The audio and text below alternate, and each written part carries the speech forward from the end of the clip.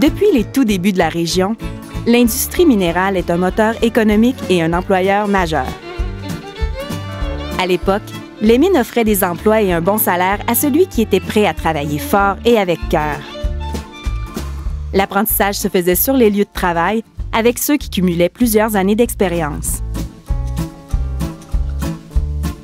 Bien que certains métiers sont restés les mêmes depuis plusieurs années, l'industrie requiert de plus en plus d'expertise spécifique. Avec l'évolution des valeurs en santé et sécurité, en environnement, dans les relations avec la communauté et les nouvelles technologies, l'industrie s'appuie désormais sur une main-d'œuvre qualifiée et spécialisée pour réussir à fonctionner adéquatement et faire face aux nouveaux défis. Elle garde toutefois une grande place à l'expérience et à la connaissance acquise sur le terrain.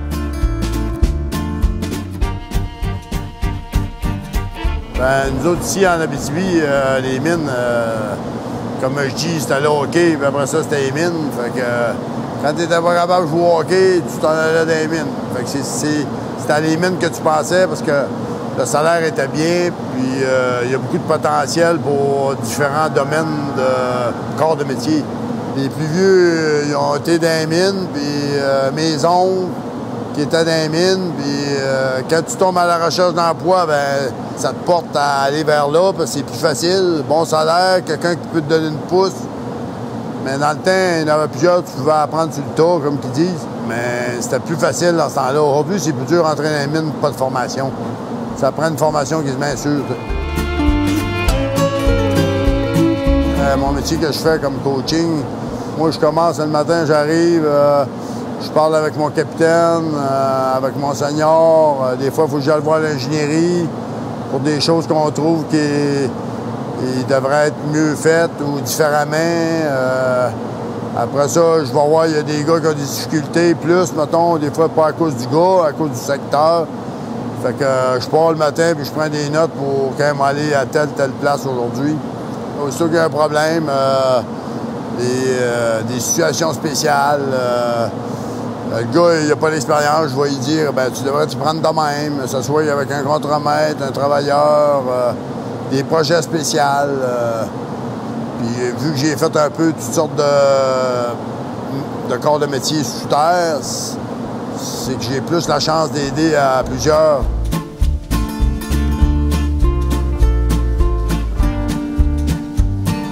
La compagnie IAMGOLD a innové là-dessus. C'est des nouveaux postes qu'ils ont mis. On a 2 postes de même à la mine. La haute direction, très dur d'aller sous terre souvent. Fait qu'on est leurs yeux, puis en même temps, on est leurs aides pour les contremaîtres, les travailleurs. Puis on est resté sur le bord travailleur. Fait que les travailleurs ne nous voient pas comme des personnes à pénitence. Fait que ça a très bien aidé à la compagnie à donner la formation aux jeunes d'aujourd'hui, parce qu'on passe tout par là, mais si on a la chance d'avoir quelqu'un qui nous le dit le plus souvent possible, ça peut t'aider à faire autant de production et moins de blessures. Que moi, quand j'ai commencé, t'avais un gars d'expérience avec un gars qui rentrait. Fait que c'était 50-50, mais aujourd'hui, c'est loin d'être de même. C'est à peu près 1-10, tu sais. Ah, c'est sûr que quand j'ai commencé mes premières années, je connaissais pas le danger. Quand t'es jeune, on est tous un petit peu comme ça. C'est sûr que moi tout, j'avais du monde avec plus d'expérience qui me disait « Hey, Normand, fais pas ça, tu vas te faire mal, c'est sûr. » Puis tu vois, ouais, mais tu sais, t'as mon âge, tu vas changer d'idée. Aujourd'hui, j'ai changé d'idée. Moi, comme coach, la fille que j'adore, c'est quand le gars il dit « Hey, tu viens pas nous voir souvent? » C'est ça que je suis plus fier. Ça veut dire qu'il est content que je le voie, puis pas juste parce qu'il sait que je peux lui donner des conseils, je peux l'aider, que ce soit dans ma vie personnelle, sur le travail. Oui, moi, dans ma job, je sens que je fais une différence parce que j'ai pas juste l'expérience de mon travail, j'ai l'expérience de la vie. Fait que c'est pas juste sur le travail que je les aide, c'est qu'ils me voyager, ils me connaissent. Puis je sais que des fois, je peux être un exemple même. Fait que je pense que c'est là que je les aide beaucoup et tout. Parce que c'est pas... Tu peux avoir beaucoup d'expérience, mais je pense que c'est pas n'importe qui peut faire du coaching. Alors que l'industrie doit s'adapter aux nouvelles réalités, les maisons d'enseignement doivent aussi emboîter le pas afin de bien préparer la future main-d'œuvre. Oui, aujourd'hui, si un jeune veut obtenir un emploi dans l'industrie minière, il doit avoir une formation minimale au départ. C'était pas nécessairement le cas dans le passé. Il y a quelques années, antérieurement, on pouvait être mineur, fils de mineur, apprendre sur le tas, et devenir un excellent mineur au fil du temps. Mais aujourd'hui, la situation a changé et les règles se sont un petit peu resserrées, notamment les règles de santé et sécurité. Ce qu'on vise, c'est d'augmenter la sécurité des mineurs sous terre. Et donc, il y a toute une série de formations qu'on appelle les formations modulaires du travailleur minier qui sont devenues obligatoires pour tout individu qui veut descendre sous terre dans une mine au Québec. De concert avec l'industrie, les différentes institutions s'adaptent aux nouveaux besoins en formation. L'avènement de l'enseignement par simulateur va être très important au cours des prochaines années. J'ai l'impression que beaucoup de choses vont se faire à partir de la surface dans le futur. Donc, j'ai l'impression que nous, on devra adapter nos formations en conséquence de cette nouvelle réalité-là qui sera vraiment plus virtuelle que ce qu'on a connu auparavant. Également, nous, on est responsable de la formation en santé et sécurité dans les mines pour l'ensemble des travailleurs miniers du Québec. Donc, la formation modulaire du travailleur minier. Donc, c'est certain qu'avec l'ensemble avec toutes ces formations-là, ben, on contribue au développement de l'industrie au niveau de la formation. Bien que souvent technologiques, les nouveaux métiers dans l'industrie minérale trouvent souvent leurs origines et leurs nécessités dans l'amélioration de la santé et de la sécurité de ces travailleurs, ainsi que leur qualité de vie dans leur milieu de travail. Moi, c'est François Couture. Je suis conseiller en hygiène à la mine Nanico Eagle, la division La Ronde. De mon côté, j'ai eu la chance d'avoir une expertise familiale du côté de mon père. Mon père m'a embarqué dans sa compagnie. On a fait beaucoup de beaux projets ensemble, d'une multitude de choses différentes. Ça a été une bonne base. À partir de là, j'ai décidé d'entamer le pas là-dedans. Moi, je suis mécanicien industriel de formation, donc j'ai décidé de retourner à l'université, suivre un cours au moins en santé et sécurité au travail, donc faire un certificat de ce côté-là. Donc, un conseiller en hygiène industrielle, principalement, savoir surveiller principalement l'environnement de travail du travailleur, aller voir qu'est-ce qu'il y en est côté ce qu'il va y avoir dans l'air, les poussières, ça peut être les températures, ça peut être aussi bien l'éclairage, les gaz, être certain qu'on est sous contrôle. Ça peut s'occuper également aussi de tout ce qui est le côté gestion des produits contrôlés avec le CIMDUT. Aller voir si l'étiquetage se fait bien, si la compréhension des travailleurs est bonne avec les produits qu'ils utilisent. On va aller faire des tournées de vérification, être certain que tout se contrôle bien, puis le suivi des équipements de protection avec ces choses-là. Chaque journée pour un conseiller en hygiène est vraiment différente. C'est l'actualité. On va se tenir au courant de ce qui est arrivé les derniers jours, on va s'ajuster, on va avoir des demandes particulières avec les travailleurs ou les superviseurs. Donc, on va les supporter là-dedans en attendant qu'ils puissent descendre sous terre. Au travers de ça, on va continuer avec tout ce qui est détecteurs. Moi, principalement, je vais utiliser des détecteurs de gaz, les remettre en bon état, vérifier qu'ils sont très bien fonctionnels. On en a à plusieurs endroits, on en a sous terre aussi. Avec le réseau, je suis capable de communiquer à distance ces choses-là, corriger les problèmes ou tout simplement les faire rapporter, les aviser, puis corriger le problème pour le lendemain. Yolande Lavoie, chef d'équipe du département d'instrumentation contrôle chez Meglab. Moi, quand je suis sortie de l'école, les mines, je connaissais pas du tout. Puis j'ai commencé comme dans une firme d'ingénierie. Puis on travaillait avec les mines, puis c'était vraiment intéressant. Puis est venu un temps où je m'en vais pour une minière. J'ai travaillé pour une minière, j'ai adoré l'ambiance qu'il y a là, l'esprit d'équipe. Puis là, pour des raisons personnelles, j'ai eu à changer d'emploi. Puis là, je travaille pour un équipementier, toujours pour les mines, parce que les mines, ça reste un peu... on l'a en dedans, là. Je suis en charge d'une équipe de techniciens, d'ingénieurs juniors pour effectuer des différents projets d'automatisation, d'instrumentation. On a à chercher à amener des nouvelles technologies pour optimiser la production, beaucoup, optimiser les coûts d'énergie, les coûts de fabrication, dans le fond, pour avoir un meilleur fonctionnement de différents systèmes dans la mine, là, oui, les technologies sont très, très importantes. C'est un peu notre raison d'être aussi. Là. Meglab a fait beaucoup d'innovations au niveau de l'automatisation des cages sous terre pour éviter que les opérateurs de cage aient à sortir le bras de la cage pour appeler la cage. Bien, à ce moment-là, il y a un clavier comme un ascenseur. Fait qu'il n'y a pas à sortir son bras de la cage. Au niveau de la localisation du personnel, être en mesure de connaître où sont placés mes gens dans la mine, s'il y a un événement où les gens doivent se retrouver dans les refuges pour aider la minière à bien positionner ces gens pour être en mesure de faire les recherches aux bons endroits. Ça, c'est une belle innovation. Vient avec ça aussi, on sait qu'il y a tant de personnes dans tel secteur, on va moduler la ventilation pour amener plus de ventilation là où il y a un besoin. T'sais, on a à faire des mises en service sous terre, on se garoche pas comme ça dans un endroit qu'on connaît pas.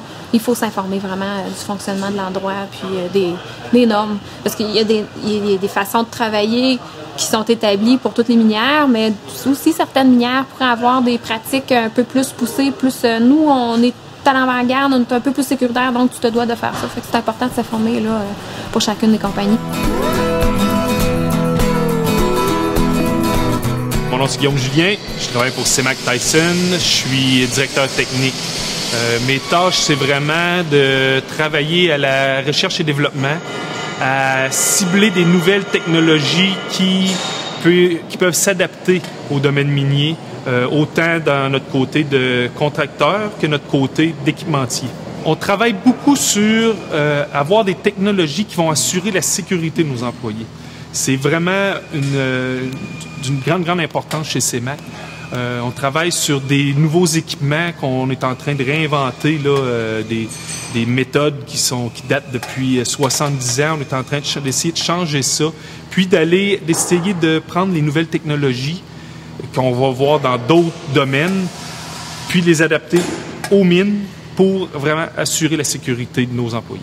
Quand on travaille sur des projets qui assurent la sécurité de nos employés, oui, on le sait qu'on travaille là-dessus, on le sait que nos employés sont contents de travailler avec ça, on facilite leur travail, puis on améliore leurs conditions.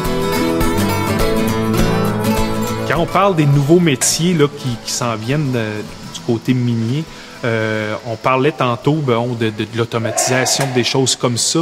Il y en a qui vont dire, on va enlever des emplois aux mineurs.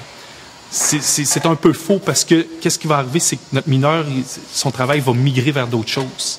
Il va devenir un opérateur. Il va conduire un drone, si on veut.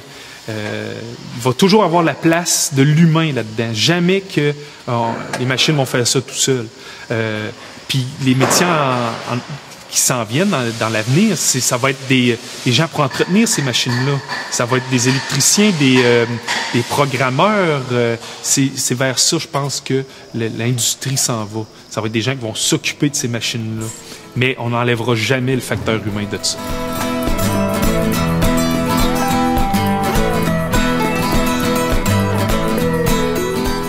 Je m'appelle Yves Lapointe. Moi, je suis conseiller à la prévention à la mine La Ronde, ici. Toujours travaillé dans les mines depuis 27 ans. Ouais. C'est comme mon lieu de prédilection, dans le fond. Là. Je suis à l'aise sous terre, c'est certain. On a toujours travaillé dans le milieu souterrain. C'est mon milieu de tous les jours. Je suis un peu comme un employé de la construction, mais sous terre, dans le fond. J'ai eu la chance de pouvoir, ici à la mine La Ronde, on est vraiment chanceux parce que à 1000 employés, il y a diverses possibilités là, qui peuvent, après 15 ans de supervision, 10 ans comme contremaître général, la division La Ronde m'a offert l'opportunité de pouvoir aller en prévention. Puis je trouvais que c'était une bonne façon de pouvoir partager mon expérience justement de tous les jours, dans le fond, de métier de mineur, de supervision, puis de devenir conseiller parce que j'avais aucune expérience. Moi, j'ai appris mon métier de conseiller sans, je suis pas allé à l'école. J'ai appris, on peut dire, sur le tas. nous autres, on a une grille, on fait une analyse de risque, on décortique la tâche une par une, on évalue chacune des situations, puis on vérifie pour être sûr qu'on ait tout ce qu'il faut pour pallier au risque de cette tâche-là. Puis on les décortique, puis là, on arrive pour faire le travail, puis au lieu de courir après exactement le matériel pour travaux en hauteur, les salles à bloc, les harnais, bien, on va y avoir pensé à l'avant. Fait qu'on va arriver à faire le travail, on va avoir tout en place, déjà prêt pour faire le travail, puis on gagne vraiment un temps extraordinaire. Quand on se présente ici à la Mine-la-Ronde le matin, c'est certain qu'on a déjà une planification de la semaine, grosso modo, qu'est-ce qu'on veut faire, c'est certain. Mais notre objectif principal, c'est vraiment là, de voir qu'est-ce que les besoins de la mine ont besoin, autant à la surface, au concentrateur, que sur nos bassins. Nos bassins ici aussi, nos tailings qu'on appelle, là, nos bassins, ont besoin aussi de prévention, puis le milieu souterrain aussi, c'est certain. Donc, on s'adapte à ces situations-là qui sont très importantes aussi. Mais par contre, si on sort de là, puis ça va vraiment bien, on descend sous terre, on va voir les opérations comme telles.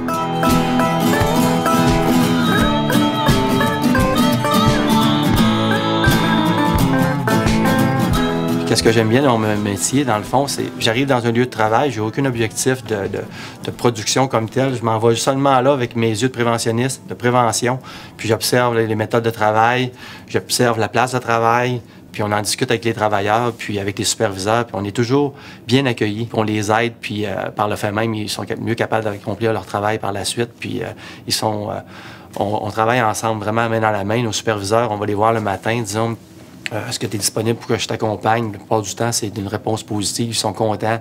On vient le voir, on fait un petit rapport dans la journée, puis c'est vraiment très, très, très convivial, friendly, disons.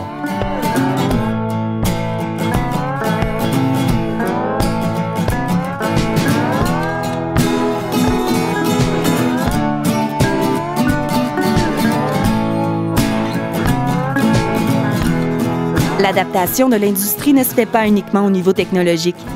Le développement minier se fait souvent là où il y a des utilisateurs du territoire et près des communautés. Certains métiers au sein de la filière minérale sont donc créés pour faire le pont avec ces communautés et prendre en charge le territoire d'accueil afin d'en prendre soin. Je m'appelle Mélanie Roy, je suis coordinatrice en environnement à la mine Goldex d'Agnico Eagle. J'ai choisi de faire une technique minière, étant donné que j'étais originaire de l'Abitibi, bien, je voulais rester en Abitibi. Et étant donné que mon frère venait juste de faire une technique minière, ça m'a beaucoup inspirée. Puis finalement, j'ai fait une technique minière en minéralurgie, parce que le côté laboratoire m'intéressait beaucoup. Puis finalement, j'en ai développé une passion. J'ai travaillé en métallurgie durant 10 ans. Et finalement, un jour, j'ai fait le transfert en environnement parce qu'il y a beaucoup de choses quand même qui se connectent. Et donc, ça va faire 10 ans maintenant que je suis en environnement minier. Dans le fond, mon travail consiste à s'assurer que la mine Goldex gère bien l'environnement puis qu'on respecte l'environnement. Donc, que ce soit pour les vibrations, le bruit, la qualité de l'air, le respect des cours d'eau, tout ça. Donc, moi, c'est de m'assurer qu'on respecte ça à travers aussi des permis. Donc, c'est sûr que le ministère nous donne des autorisations. Donc, moi, je m'assure de faire les demandes de permis puis après ça, de voir à ce qu'on respecte. Aussi, dans mes tâches, il y a la relation avec la communauté. Donc, c'est sûr que la relation de la communauté, c'est les aspects environnementaux qui les touchent plus. Donc, je m'occupe aussi de ce segment-là. Et un gros morceau aussi de mon travail, la restauration du site Manitou. Donc, de s'assurer qu'on fait les travaux tels que prévus, faire le suivi des performances de la restauration. Donc, comment ça va? Ça fait quand même depuis 2006 qu'on met des efforts à faire la restauration. Donc, de voir les performances, l'évolution et faire le suivi avec les spécialistes aussi. L'acceptabilité sociale, souvent, est reliée à des aspects environnementaux. C'est sûr que nous, en faisant le contact avec la communauté ou quand les gens nous appellent, on prend le commentaire et là, on peut améliorer nos façons de faire. Donc, c'est sûr que les commentaires des gens sont très, très importants. Et oui, moi, après, je peux aller voir les gens de l'ingénierie, leur demander, bon, OK, est-ce que c'est possible de modifier telle intensité de lumière? Est-ce possible aussi de faire tel sautage à telle heure? Donc, on peut moduler des fois nos opérations avec les commentaires des gens. Donc, c'est très important. Fait que des fois, c'est ce que je dis aux gens, soyez pas gênés de m'appeler m'appeler pour me parler ou pour me dire vos commentaires. Au contraire, ça nous permet de s'améliorer puis de s'ajuster. Humblement, je ne crois pas que je suis indispensable à la mine, mais je pense que le rôle d'une personne en environnement, dans une mine, est indispensable. Pourquoi? Ben pour justement faire le suivi des différents éléments de l'environnement, comme que je disais, ben les sautages, le bruit, la qualité de l'air, la restauration, la qualité de l'eau qu'on décharge dans l'environnement. Donc, ça faut quelqu'un pour vérifier tout ça dans le fond. Fait que oui, je pense qu'un poste en environnement, c'est indispensable à toutes les mines.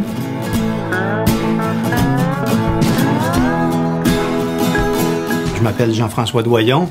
Moi, je suis spécialiste du développement durable pour les mines Agnico Eagle. Moi, mon métier chez Agnico Eagle actuellement, c'est d'être en relation avec la communauté. Donc, je représente l'entreprise pour interagir avec les gens quand les gens ont des questions, quand les gens ont des préoccupations, quand les gens peuvent avoir des plaintes aussi. C'est comme ça. C'est aussi à l'étape d'avant-projet de consulter les gens pour avoir leurs préoccupations, pour savoir quelle amélioration on pourra apporter au projet pour le rendre, je dirais, meilleur et plus acceptable pour la communauté aussi. Donc, c'est ce genre de choses que je fais pour Agnico Eagle. Je te dirais, c'est vraiment des nouvelles tendances. OK? Autant dans les années 80, on a eu toute l'évolution de la conscience environnementale de la société. Je vous dirais, les années 2005 à 2010, c'était comme une évolution de la conscience sociale. OK? Puis ça, c'est pas juste vrai pour l'entreprise minière, l'industrie minière, c'est pour tout projet, que ce soit des éoliennes, que ce soit un centre d'achat, que ce soit un centre de détention, des projets d'aqueduc, un nouvel hôpital. Les gens sont vraiment beaucoup plus sensibles. Tu as besoin d'interagir avec eux autres dès le départ pour se faire connaître, pour répondre à leurs questions, puis pour bâtir la confiance avec eux, puis aussi les écouter, puis vraiment leur permettre d'avoir des inputs dans le projet pour améliorer la conception du projet. Ça, c'est ce qu'on appelle de bien bâtir avec la communauté.